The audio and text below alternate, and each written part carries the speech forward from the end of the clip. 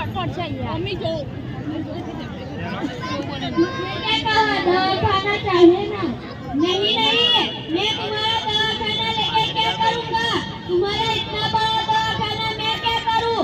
मैं दवाखाने की नहीं, दवाई खाने की बात कर रहा हूँ। पहले तो आपने दवाई पीने की बात की थी, तो पीनी चाहिए ना? तुम नक्की करो, दवाई खाने की है या पीने की? तुमको जो अच्छा लगे वो करो।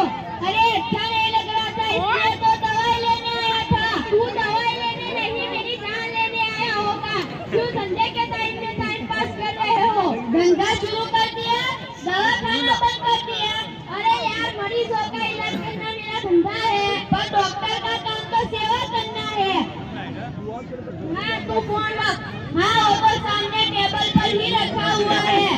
फोन काटो, कैसे काटूं? कातर से काटूं के छरी से काटूं? मैं क्यों तेरे मुंह लग रहा हूँ? मैं ही फोन काटता हूँ। अरे फोन काटोगे तो बात कैसे करोगे? Hello hello hello.